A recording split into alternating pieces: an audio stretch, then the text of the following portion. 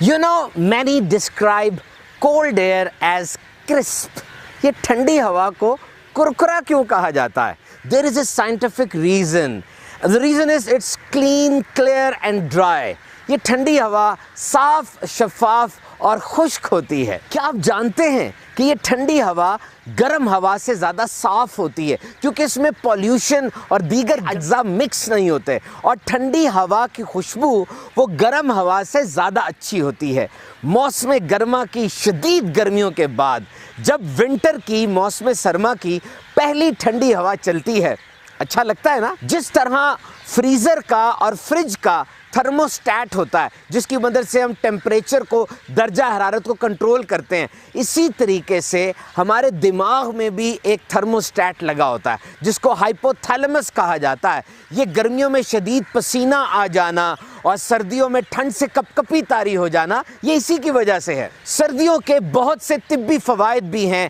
There are many medical benefits of winter۔ کیا آپ جانتے ہیں کہ کم درجہ حرارت میں نیند اچھی آتی ہے؟ سونے کے لیے آئیڈیل ٹیمپریچر وہ 15 ڈگری سینٹی گریڈ سے 19 ڈگری سینٹی گریڈ تک ہے، اور سردیوں میں بھوک بھی بڑھ جاتی ہے۔ یاد رہے، ہمارے جسم میں دو طرح کی فیٹس ہوتی ہیں، ایک وائٹ فیٹس اور ایک براؤن فیٹس۔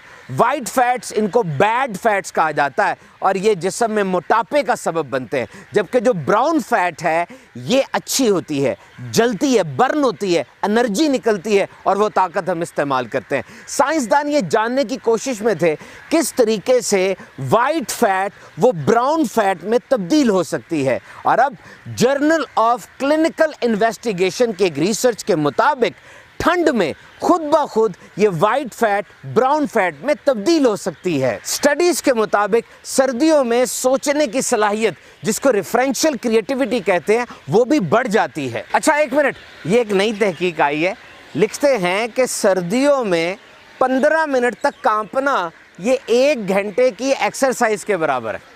کبھی کبھاری تحقیقات بھی ایسی ہوتی ہیں۔ بہرحال آپ 1 گھنٹہ ایکسرسائز کر لیجئے گا، کانپنا اچھا نہیں ہے، اس طرح کئی بیماریاں بھی لگ سکتی ہیں۔ اللہ تعالیٰ ہمیں بیماریوں سے بچائے۔ ٹھنڈ میں وائٹامن سی سے بھرپور اورنجز، موسمیاں، کنو، مالٹے، فروٹر کھائیں اور ڈرائی فروٹس استعمال کریں۔ اللہ تعالیٰ ہم سب کو بیماریوں سے بچائے۔